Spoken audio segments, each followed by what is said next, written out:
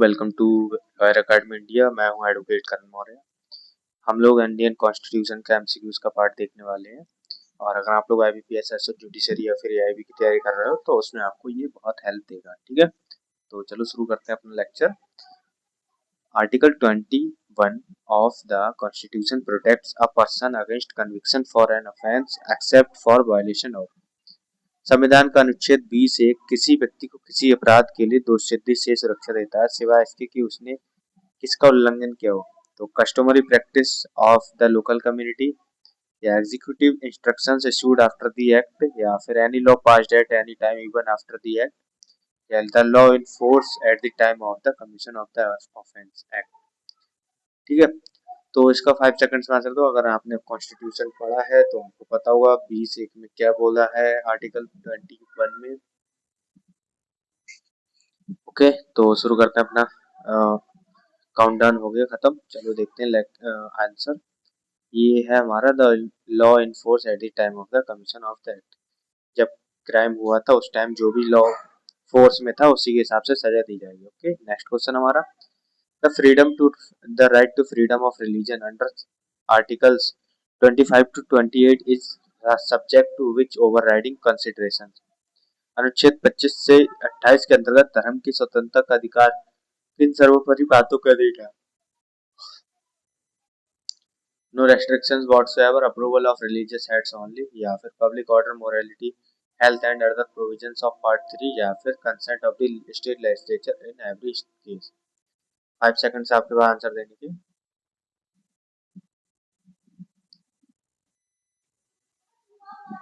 Okay, तो चलो देखते हैं इसका आंसर क्या है। ये होगा हमारा public order, morality, health and other provisions.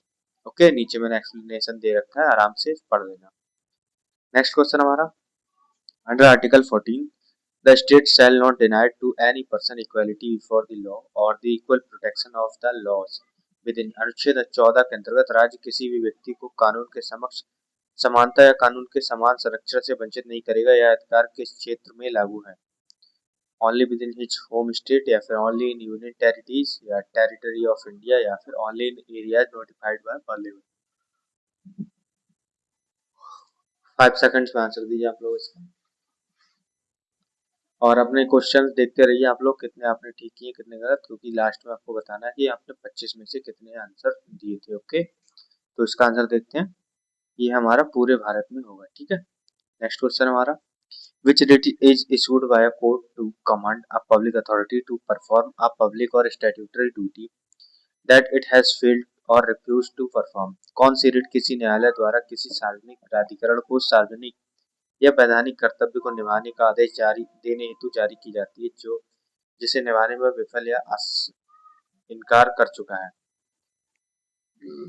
सरसरी, mandamus, habeas corpus, या फिर को वारंट। आंसर दीजिए 5 सेकंड्स में आप लोग।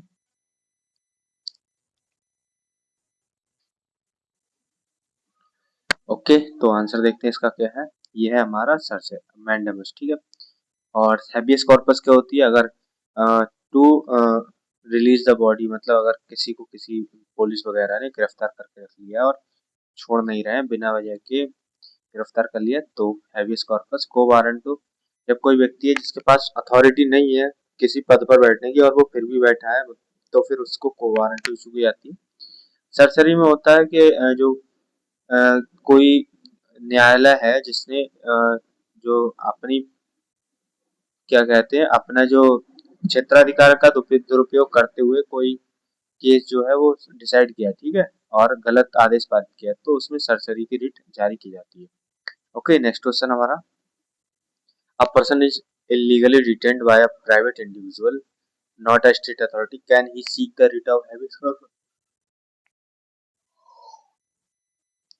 एक व्यक्ति को किसी निजी व्यक्ति राज्य के प्राधिकरण द्वारा नहीं द्वारा गैर कानूनी रूप से नियुक्त किया जाता है, क्या वह बंदी प्रत्यक्षीकरण रिट की मांग कर सकता है।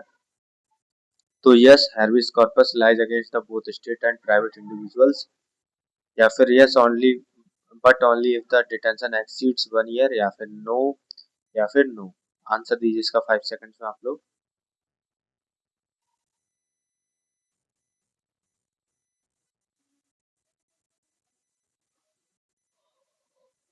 ओके, तो देखते हैं आंसर इसका।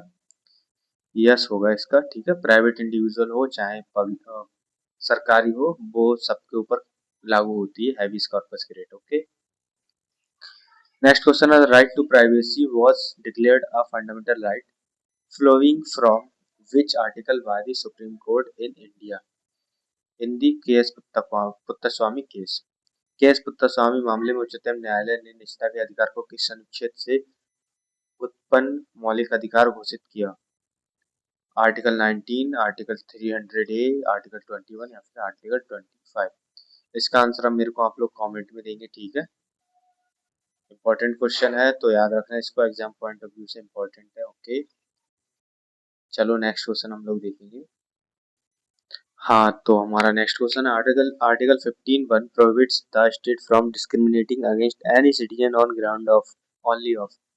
अनुच्छेद 15 राज्य को किसी नागरिक के किन आधारों पर भेदभाव करने से रोकता है? Religion, caste, race, place of birth, sex, या फिर इनकम लेवल, या पॉलिटिकल एफिलिएशन ओनली, या फिर एजुकेशन क्वालिफिकेशन ओनली?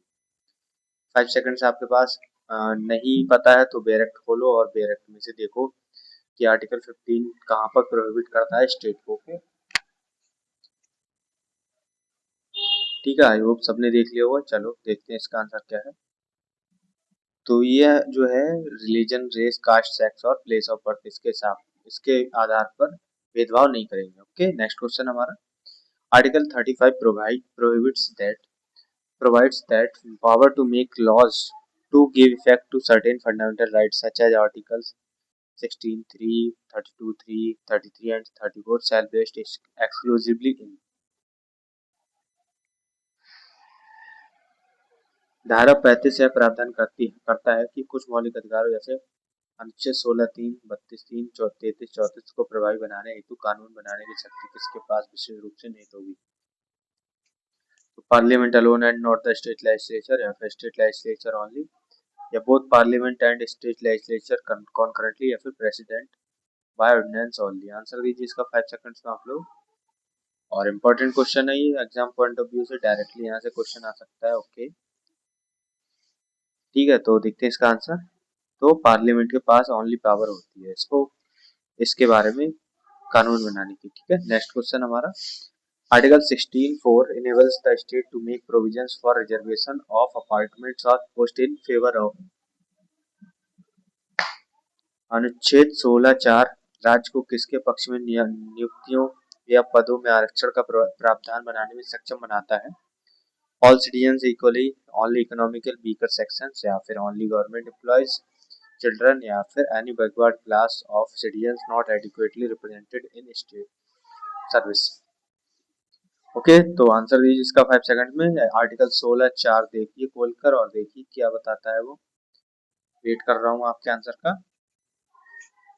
ठीक है, चलिए तो देखते हैं इसका आंसर। तो ये है any backward class of citizen not adequately represented in state services.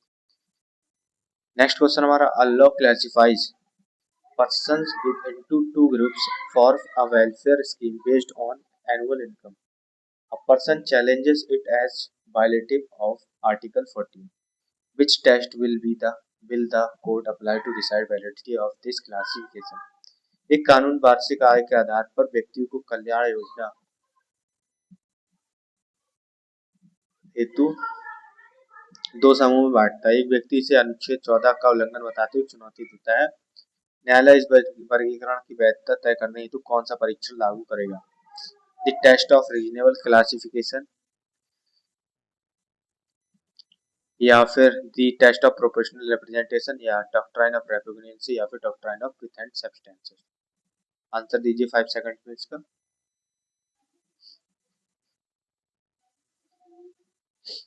Okay, तो आंसर देखते हैं इसका क्या है। तो ये है टेस्ट ऑफ रीजनेबल क्लासिफिकेशन। और प्रोपोर्शनल रिप्रेजेंटेशन का होती है आनुपातिक परीक्षण, और विरोधाभास का सिद्धांत होता है जब दो जो लॉज होते हैं एक दूसरे से टकरा जाते हैं तो फिर जो होते हैं वो ये डॉक्ट्राइन लागू होती है, और जो या तो उनमें सामंजस्य बिठाया जाता है या फिर एक जो है शून्य कर दिया जाता है। और doctrine of pith and substance का सार और तत्व का अर्थ होता है जिसमें सही और गलत की माप की जाती है। ओके, नेक्स्ट क्वेश्चन हमारा article 21 guarantees that no person shall be deprived of his or her personal liberty except according to।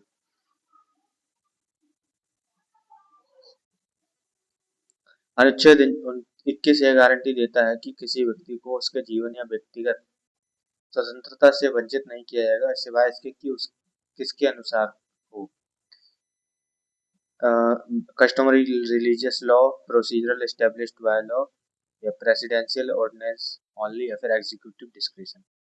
5 second से आपके पास आंसर देने के, आंसर दीजिए आप लोग इसका। ओके, तो चलिए आंसर देखते हैं इसका। ये है हमारा प्रोसीजर एस्टेब्लिश्ड बाय लॉ। ठीक है, नेक्स्ट क्वेश्चन हमारा which article of the constitution declares that India to be a union of state. संविधान का कौन सा अनुच्छेद भारत को राज्यों का संघ घोषित करता है?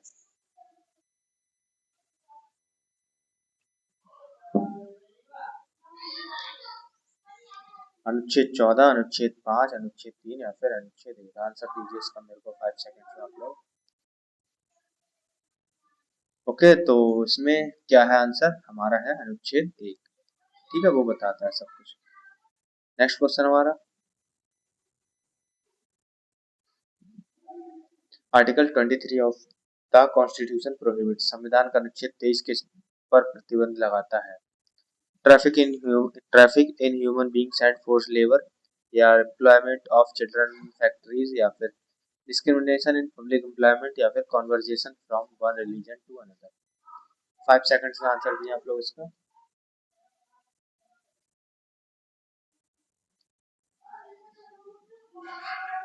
ओके, चलिए तो देखते हैं इसका आंसर क्या है। आई होप सबको पता होगा, कॉन्स्टिट्यूशन तो सबको पता ही होता है वैसे। ठीक है, तो ए है इसका आंसर। नेक्स्ट क्वेश्चन हमारा which constitutional provision empowers the state to make special provisions to the advancement of socially and economically backward classes including reservation in addition to educational institutions. कौन से संवैधानिक प्रावधान राज्य को सामाजिक व शैक्षणिक रूप से पिछड़े वर्ग की उन्नति विशेष प्रावधान बनाने का, जिसमें शिक्षण संस्थानों में प्रवेश में आरक्षण भी शामिल है, की शक्ति देता है? आर्टिकल 29(1) या फिर आर्टिकल 15(4) या आर्टिकल 19(1)(g) या फिर आर्टिकल 16(1)। आंसर दीजिए इसका 5 सेकंड में आप लोग। आई होप सबको पता होगा। ओके, चलिए तो देखते हैं इसका आंसर क्या है। तो इसका आंसर हमारा आर्टिकल 15(4) एंड 15(5). ठीक है, सोशनली एंड इकोनॉमिकली बैकवर्ड क्लासेस के बारे में ये सोचता है। एक चीज और, ये जो SEBC का जो कॉन्सेप्ट आया था वो कौन सी कमीशन से आया था, किस कमीशन ने रिकमेंड किया था, ये बात आप लोग मेरे को बताएंगे। ठीक है, कमेंट में। नेक्स्ट क्वेश्चन हमारा a person is tried and acquitted for theft. The police later find new evidence and wish to prosecute him again for the same theft. Which constitutional protection would bar this second prosecution. एक व्यक्ति पर चोरी का मुकदमा चलाया जाता है और वह बरी हुई था। पुलिस को बाद में सबूत मिलता है और वह उसी चोरी के लिए दोबारा मुकदमा करना चाहती है। कौन सी संवैधानिक सुरक्षा इस दूसरे अभियोजन को रोकेगी? प्रोटेक्शन अगेंस्ट डबल जियोपार्डी या फिर राइट अगेंस्ट एक्सप्लॉइटेशन या राइट टू कॉन्स्टिट्यूशनल रेमेडीज या फिर right to life under article 21। Answer दीजिए इसका 5 सेकंड्स में। सिंपल सा क्वेश्चन है बट एग्जाम में आ जाता है, तो इसको मिस मत करना, सिंपल समझकर छोड़ना मत।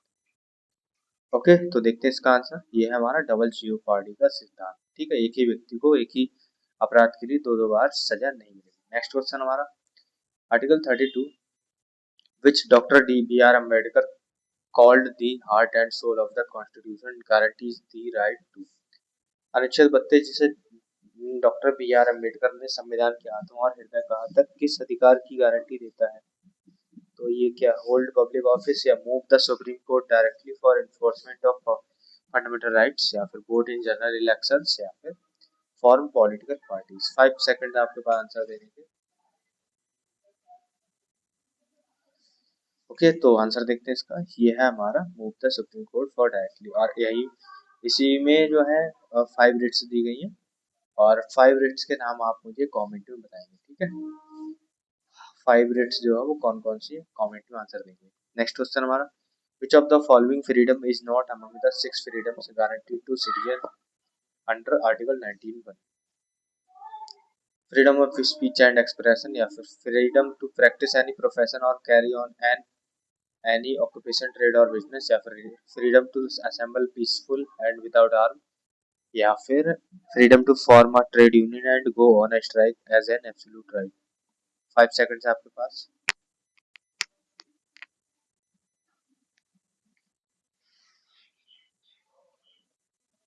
ओके चलिए देखते हैं आंसर इसका। तो ये हमारा freedom to form a trade union.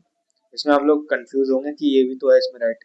हाँ है राइट, बट एब्सोल्यूट राइट नहीं है, रेस्ट्रिक्शन है, ये बात ध्यान रखना। ओके नेक्स्ट क्वेश्चन हमारा, which body has exclusive power under the constitution to make laws on acquisition and termination of Indian citizenship? भारतीय नागरिकता के अर्जन और समाप्ति का कानून बनाने की शक्ति किसके पास है? सुप्रीम कोर्ट के पास, इलेक्शन कमीशन के पास, state legislature concurrently with parliament, या फिर पार्लियामेंट ऑफ इंडिया? आंसर दीजिए इसका 5 सेकंड्स में आप लोग।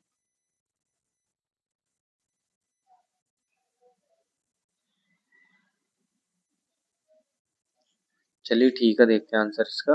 तो ये पार्लियामेंट के पास है। ओके नेक्स्ट क्वेश्चन हमारा, the protection against arbitrary arrest and detention under article 22 का clause 1 and 22 clause 2 do not apply to person who is. अनुच्छेद 22(1) और 22(2) के अंतर्गत मनमानी गिरफ्तारी और निवृत्ति के विरुद्ध सुरक्षा किस व्यक्ति पर लागू नहीं होगी?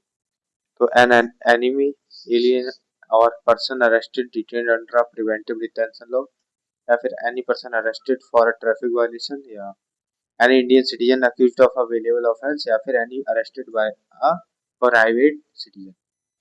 5 सेकंड्स आपके पास आंसर देने के। ओके आई होप सबको आंसर पता होगा।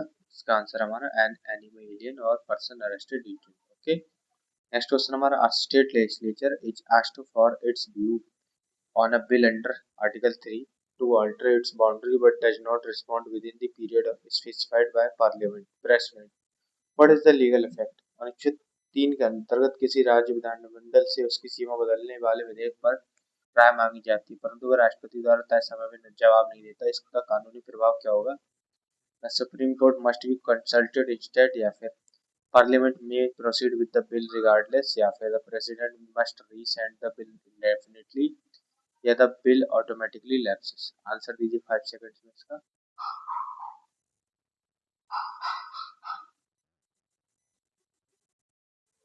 ओके देखते हैं आंसर इसका। तो ये ना पार्लियामेंट जो है प्रोसीड करेगी बिल के साथ, ठीक है। नेक्स्ट क्वेश्चन है, the words socialist was added to the preamble of the Indian constitution by which constitutional amendment? ये अमेंडमेंट से याद रखना, ठीक है, बहुत इंपॉर्टेंट अमेंडमेंट है और एग्जाम्स में डायरेक्टली अमेंडमेंट से क्वेश्चन आ जाता है। ओके तो हिंदी में कहते हैं, भारतीय संविधान की प्रस्तावना में समाजवादी शब्द किस संवैधानिक संशोधन से जोड़ा गया था? 50 सेकंड से, 24 से, 40 सेकंड से, या फिर 44 अमेंडमेंट से? डायरेक्टली यहाँ से क्वेश्चन मिल जाएगा और यहाँ पर आप कंफ्यूज भी हो जाओगे 52 में और 42 में। तो बट याद रखना है ये वाला। ओके क्योंकि ये 42nd अमेंडमेंट में आया था। नेक्स्ट क्वेश्चन हमारा, a religious denomination claims an absolute right under Article 26 to manage its own religious affairs without any state interference whatsoever, including matter of internal financial administration in this claim correct? एक धार्मिक संप्रदाय अनुच्छेद 26 के अंतर्गत बिना किसी राज्य हस्तक्षेप के वित्तीय प्रशासन के आंतरिक मामलों सहित अपने धार्मिक मामलों के प्रबंधन का पूर्ण अधिकार होने का दावा करता है, क्या यह दावा सही है?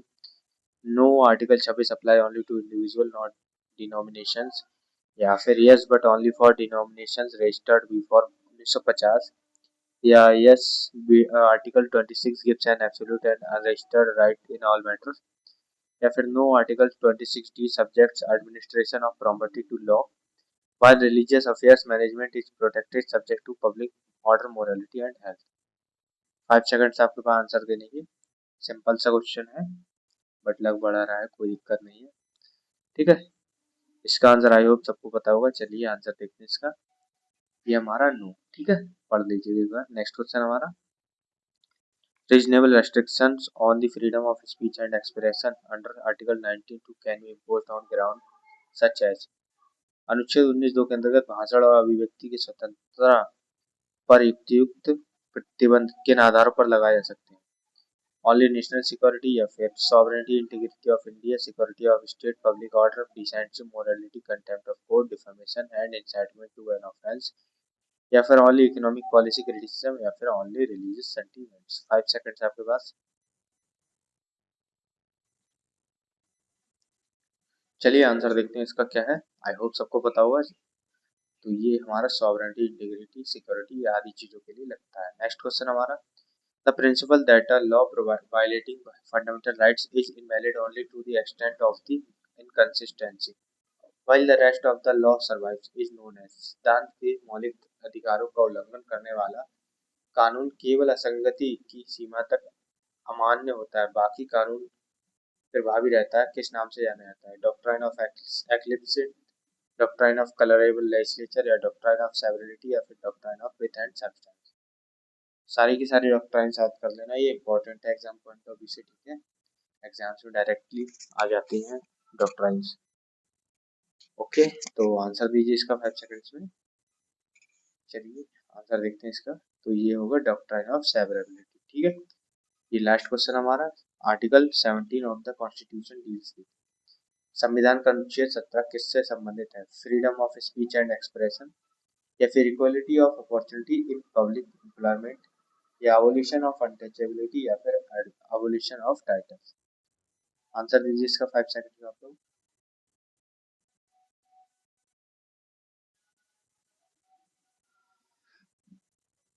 ओके, चलिए आंसर देखते हैं। तो ये है अबोलिशन ऑफ अनटचेबिलिटी। ठीक है, आई होप सबको पसंद आया हुआ लेक्चर। 25 में से आपके कितने हुए ये कमेंट में बताना। बाकी जो क्वेश्चन पूछे वो भी बताना कमेंट में। ठीक है, चैनल को सब्सक्राइब कर लो, टेलीग्राम पर जुड़े जाओ, व्हाट्सएप पर जुड़े जाओ, लिंक डिस्क्रिप्शन में डाल रखे हैं। और एक चीज और, ठीक है, अगर आप लोगों को नोट्स की नीड है तो आप इस नंबर पर कांटेक्ट कर सकते हो। ठीक है, इस नंबर पर कांटेक्ट कर सकते हो, 8650072891। इसमें आपको 20 मॉक टेस्ट और नोट्स मिलेंगे सब्जेक्ट वाइज, और एमसीक्यूज मिलेंगे सब्जेक्ट वाइज। ठीक है, सारी चीजें मिल जाएंगी। बाकी मिलते हैं नेक्स्ट वीडियो में, तब तक के लिए जय हिंद।